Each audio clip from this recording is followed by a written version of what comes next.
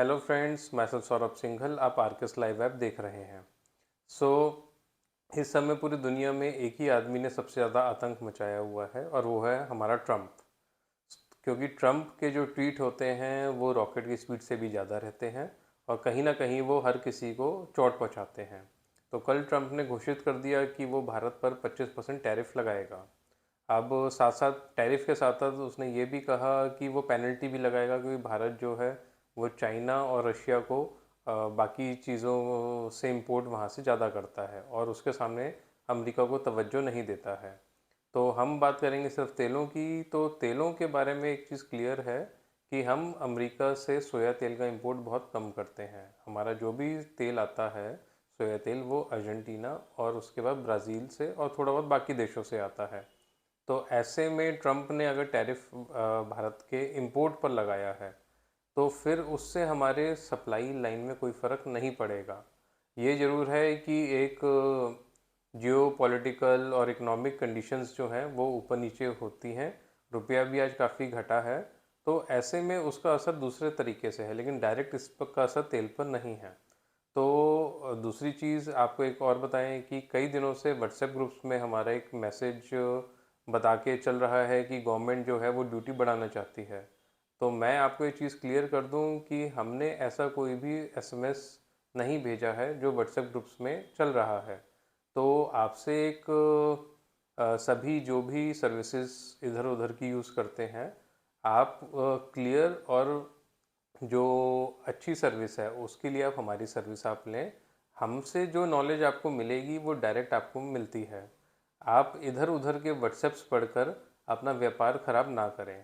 तो हम उस चीज़ को कंडेम करते हैं कि गलत इन्फॉर्मेशन हमारे नाम से जो पास हो रही है। गवर्नमेंट का ड्यूटी पर क्या सिनेरियो है वो एक अलग बात है, लेकिन हमारी इसमें ऐसी कोई राय नहीं है कि गवर्नमेंट ड्यूटी बढ़ाएगी या घटाएगी। और गवर्नमेंट ने अभी 30 मई को ही ड्यूटी घटाई है, तो इसका मतलब ये थोड़ी ना कि हर 15 दिन में, हर महीने, डेढ़ महीने में गवर्नमेंट ड्यूटी पर ऊपर नीचे करती रहे। तो चलिए अब बात करते हैं हम शिकागो की। तो इस समय शिकागो में काफ़ी अच्छा मंदा है। पेट्रो में करीब 2% की मंदी आई है, जिसका दबाव भी शिकागो पर पड़ा है। तो ऐसे में जो सेंटिमेंट्स हैं शिकागो के वो वॉलेटाइल रहेंगे। इसका मतलब ये नहीं कि सोया तेल में बड़ा मंदा कोई है। सोयाबीन और मील पर दबाव ज़रूर रहेगा, लेकिन सोया तेल की हम बात करेंगे तो अब 1 अगस्त से, कल से ब्राज़ील में मैंडेट बढ़ रहा है। तो ऑब्वियसली जो उसी क्रॉप जो इस साल फालतू है वो अपने सोया तेल की खपत में लगाएगा। तो ऐसे में कोई सप्लाई शॉर्टेज हो या सप्लाई एक्सेस हो, वो अभी चीज़ एकदम से नहीं होगी। लेकिन वर्ल्ड ओवर जो है वो बायोडीज़ल का जो सिनेरियो है वो बढ़ता जा रहा है। तो ऐसे में ये कंफर्म है कि तेलों की जो सप्लाई लाइन है वो धीरे धीरे आगे टूटेगी ही, क्योंकि प्रोडक्शन उस लेवल से नहीं बढ़ रहा है जितना वर्ल्ड की डिमांड बढ़ रही है। यही बात हम पाम की करेंगे। पाम में वॉलेटिलिटी रहेगी, लेकिन पाम में कोई बड़े मंदे के फंडामेंटल नहीं है। पाम आप ये मान के चलें कि 4,4100 का जो लेवल है वो आपका फ़िलहाल के लिए एक बेस है। अपसाइड हम 4500 रिंगिट की हम बात कर सकते हैं। तो ऐसे में एक दायरे में पाम तेल भी, केएलसी भी चलती रहेगी। थोड़ा सा आगे भारत में अब त्योहारों की डिमांड रहेगी, तो ऐसे में पाम में कोई बड़ा मंदा है वो सिनेरियो नहीं रहेगा। यही चीज़ सनफ्लावर की है।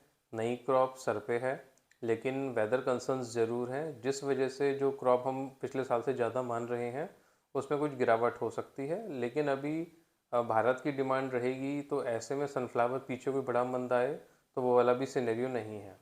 अब बात करें हम सरसों तेल की, तो सरसों तेल में जयपुर का जो भाव है वो 165-67 के आसपास है।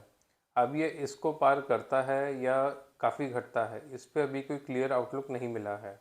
लेकिन ये चीज़ ज़रूर है कि इस समय लोकल सप्लाई जो तेलों की है वो शॉर्ट रहेगी और हमारा जो सारा अगले महीनों जो फेस्टिवल्स हैं वो सब इम्पोर्टेड ऑयल्स पे ही चलेगा। तो ऐसे में किसी करंट फंडामेंटल्स के हिसाब से कोई बड़े मंदे की बात का कोई सिनेरियो नहीं बनता है। तो अपने विवेक से आप काम करते रहें और हमारी सारी जो खबरें हैं वो आरकेएस लाइव ऐप पर पढ़ते रहें। आज के लिए इतना ही। Thank you.